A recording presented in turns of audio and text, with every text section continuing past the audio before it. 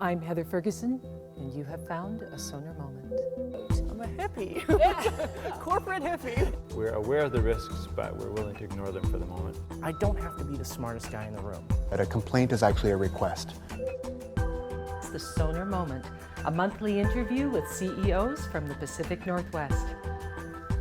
We're here at the beautiful Alex Goulden Hall in Victoria, Canada, and this is the Sonar Moment Holiday Special. With me today are two men who have more than enough experience in management. Richard Wolfe is the Francis G. Winspear Fellow for Strategy at the Gustafson School of Business at the University of Victoria. And Peter Ciceri is a retired CEO, formerly with Compact Canada and Custom House, and the former chairman of Sierra Wireless. Peter's now a clinical counselor, a registered clinical counselor that is, and counsels CEOs. Welcome, both of you. Thank you. It's a pleasure to be here. Thank you. So I wanted to just start out, I was thinking about how we would do this, how we would go back and take a look at what other people have said and maybe get both of you to comment on it. You, Richard, would know what the academic literature is all about. And you, Peter, you've actually been there. You've done it in at least 3 different companies, probably more. Yeah. So I wanted to get your ideas on this. So I thought, well, how are we going to do this? Let's divide this up. So let's talk about culture first. Organizational culture. We've had a number of people talk about that. That actually seems to be a really big part of what being a CEO is all about. Would you say that? A number of your CEOs do talk about the importance of culture and our values as an important part of culture.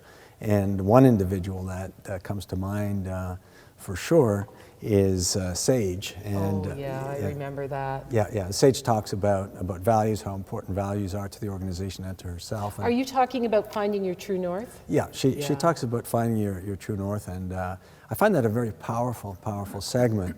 Well, you bring up a very good point about Sage, Richard. Let's take a look at Sage's clip and see what she said.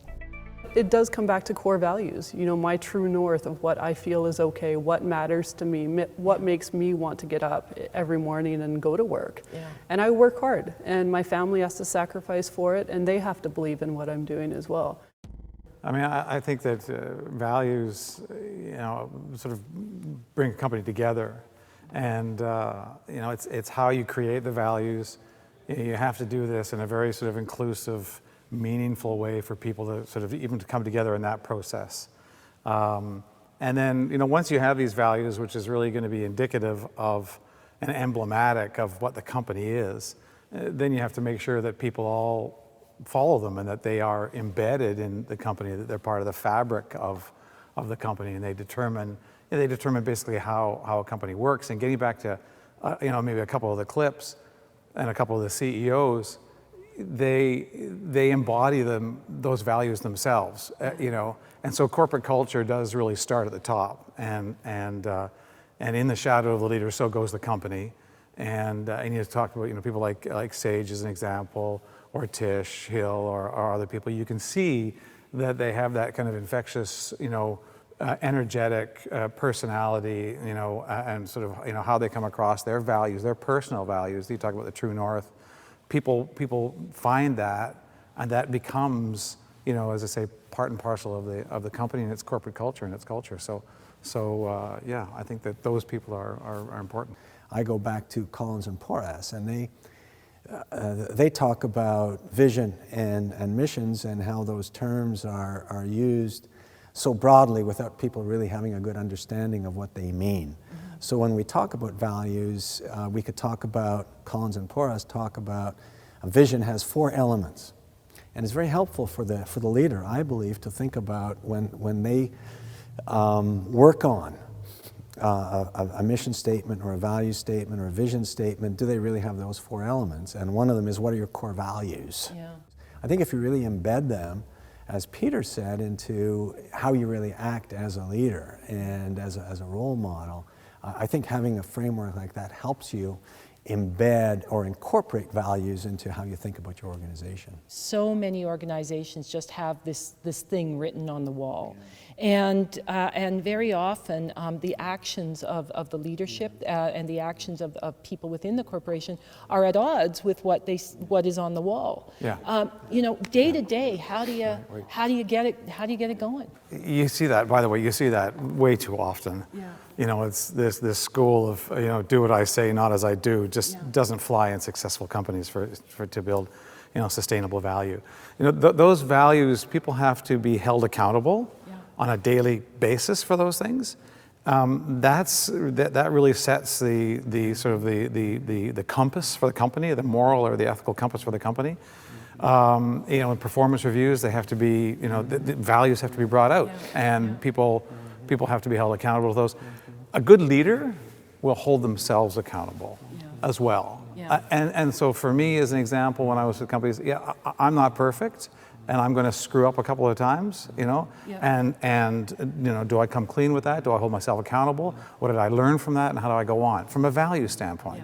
Because that's what people want. They want to be connected to the company, and that's the glue that's going to keep them. Would you say then that it's true that what we learned in Sunday school really does apply? I'll have to go back a few years, but I'll go with that, and I suppose so. I mean, you've got to be truthful. Yeah.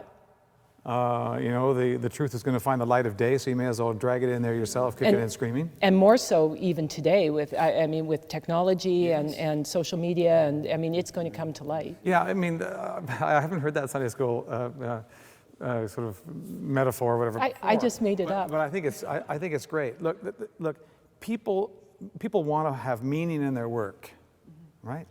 And they want to have meaning by feeling a connection to their work.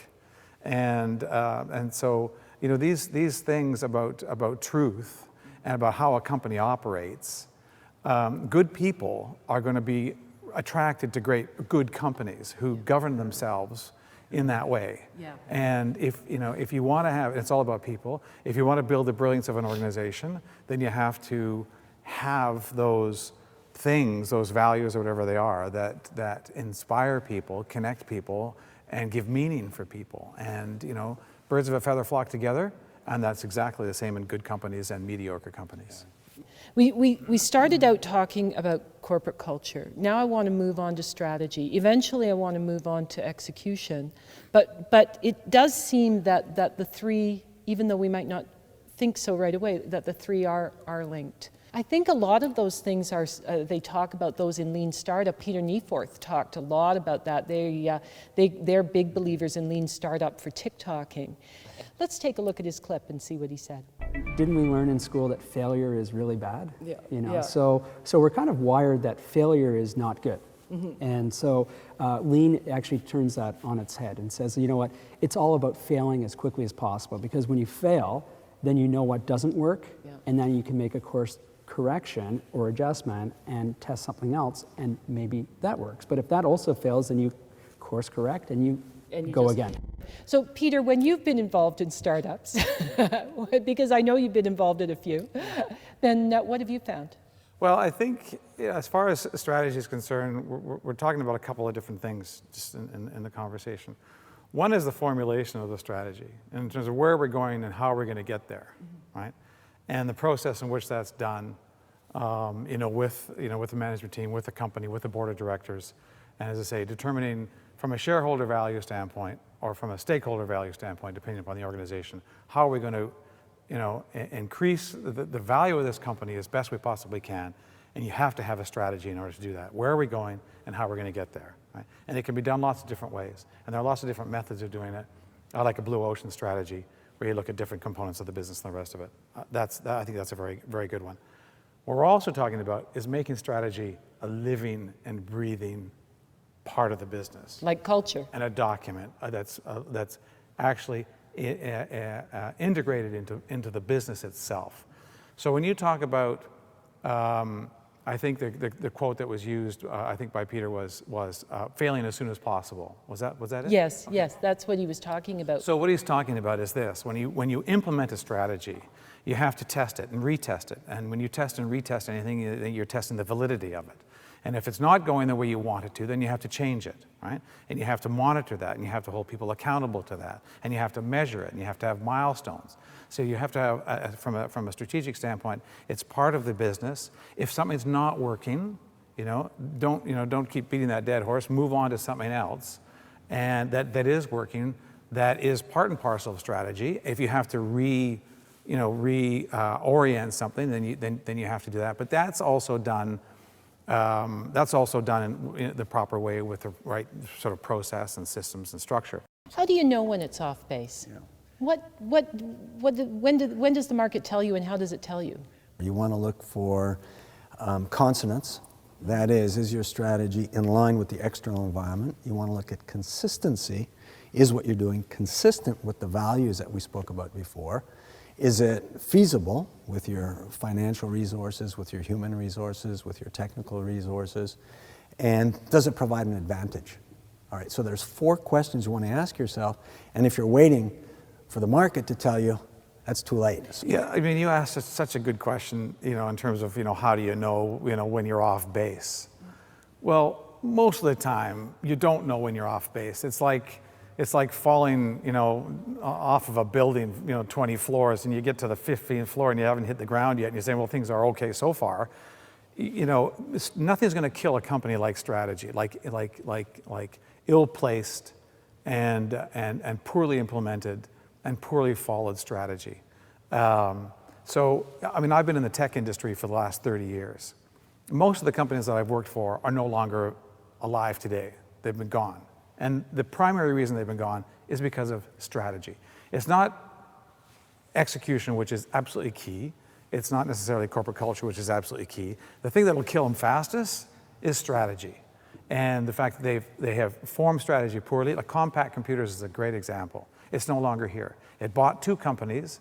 It wanted to be more like IBM, right? And it wasn't the right thing for that company. And eventually, the shareholder value plummeted, and it was a good buy for Hewlett-Packard. So that's what happened to Compaq. It was strategy. It wasn't corporate culture, although corporate culture was a big thing. And it wasn't necessarily execution, but execution was a big thing. It was strategy more than anything else. And most of the time, they don't know until they hit the ground. So with strategy, then, are you damned if you do and damned if you don't? I mean, you've got to have it, but equally, if it's not the right thing, you're not going to find out till it's too late. That just sounds like I don't think. No. The wrong strategy. Wrong strategy. You have to. I mean, what we're talking about is if you're on the wrong course, if the path is the wrong path, then you want to try and find that out as quickly as possible. That was the point that Peter was making. Yeah. You got to fail as early as possible. And if it's not working, then you have to re-strategize. Re-strategize. In the right way, as opposed to a knee-jerk reaction that something didn't necessarily work. It's got to be done properly with discipline and with process, and Yeah. And it's related back to the whole issue of culture, and the culture is one of appreciating that we're not all knowing. And that we really do have to take a look at how we're doing and look at the external environment. I mean, I think that we're not damned if we do or damned if we don't. We're damned if we don't. Yeah. Right? So I want to just move on and talk a little bit about execution. And we've had a number of guests on the show who've talked about things like that. One of them that really comes to mind is Mark Grambart, just relaying something that had happened the week before at a trade show, and how they were able to leverage or get the most out of meeting people from a sales perspective. Let's take a look at this clip. We're at a trade show, and many people go to trade shows, and trade shows are a great way to meet a lot of customers. Our trade show was in Las Vegas. A lot of people go to trade shows in Las Vegas and have sort of 2 lives. They have their trade show life and their nightlife. We're maybe not as fun as some companies. Oh, come on. I don't think that's true at all. It might be, but we believe that an hour at a trade show is worth 8 hours in a regular day. So what we do is after the trade show is done, we go back to the room and we respond to every single customer that we met that day with an email. And that email, our marketing team helps us by creating, pre-writing that email that allows us to really have a rich conversation. And what happens is on day 2, the person will actually respond and say, hey, I got your email, that's great, I'll come by your booth. And you start having the first 2 or 3 steps of the sales process, where most people wait till they get back the next week and they're looking through their cards trying to remember who this person was, and your memory's just so much better. So that's perhaps hard work. But the teamwork element of it is we go to one room, we sit down as a group, you know, there might be some beer involved, and we just sort of make it a good time and we enjoy it. So you have to work hard and play hard, and we enjoy that. Peter, what's your sense? I hear that everything falls down on the execution. Well, if you don't have execution, then everything's certainly going to fall down. And I think what he was speaking about, what Mark was speaking of, is that was a good example of they go to a trade show, they spend money, they're all working together as a team, so the corporate culture is all there. Strategically, the trade show is the right tactic for where they're going. But if they don't have the right execution, then it's all going to fall apart. Underlying all of this is something which is a thread through the three topics that we had today, and that is leadership. You need committed, passionate leadership. And with committed, passionate leadership, then your culture will be consistent with what you want. Your strategy, the leader is going to be very important for your strategy and certainly for execution.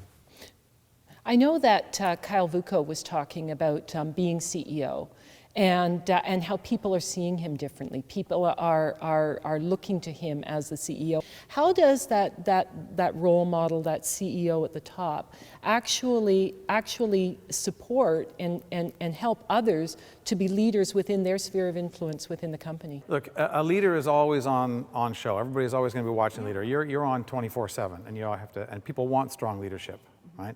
And they demand that, and they deserve it. And they want you to work. Right? They want you to get things done. They want you to be at the front, and so every day a leader has to execute. Every day a leader has to earn the right, right? And they embody that, and that's absolutely key for them. If they can't be afraid of making mistakes. A really good mantra that I had at one time when I was trying to merge these companies was, a good decision today is better than a perfect decision tomorrow, right? Because I had to get these companies together. We had to, because we had a finite timeline, we had milestones, and we had to get there. And we couldn't do everything perfectly, but we had to make the decisions. Now that's kind of a combination of leadership and also management, because you make the decisions, but then you have to make sure that they're implemented, and you make sure they're implemented by making sure that people feel, that's a key term, feel accountable to those milestones. They feel responsible and obligated. They feel a connection to that business, and they're going to execute. So execution is you have to have leadership, you have to have systems and processes, you have to have corporate culture. Yeah? All of these things come into play, when you want to try and drive a business forward as quickly as you possibly can and as efficiently and effectively as you possibly can. And that is exactly what we've been driving at today at the Holiday Special and Sonar Moment. I want to thank both of you for coming in and talking about culture and strategy and leadership. I really appreciate it. It's been absolutely a joy, and maybe you'll be our own Brooks and Shields later on. Thank you. Thanks very much for having us. Thanks. Sage Baker, what would you like to see? I think you guys have done a fantastic job highlighting the entrepreneurial mentality here. I think that innovation and creativity that sits underneath it with some of the organizations would be amazing to see. And what do you mean by that? Well, there's this core essence of a person who lives in Victoria that we're trying to decipher and put a word to it. And I think you've hit on it with that entrepreneurial mentality that's there. There's also something around sustainability and innovation and creativity that weaves together here differently than it does in other places. And I think you are finding that in the essence in your interviews, and it would be interesting to go further there. So Mark, for future Sonar Moments, because I know you watch every month. Every month. Every month. I just want to know what you'd like to see. I'd like to see great background stories on people. It's always interesting to see where people have come from, what they've done, and then also doing a deep dive in one particular area where that CEO has an expertise. Really what I get out of it is, if somebody has a really deep knowledge in one area, diving into that, finding out more about that, and gaining some of that expertise. That's what I think is really great.